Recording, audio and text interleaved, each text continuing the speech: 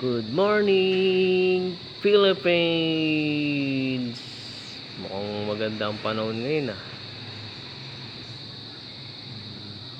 Namumula-mula ang kalangitan. Alright.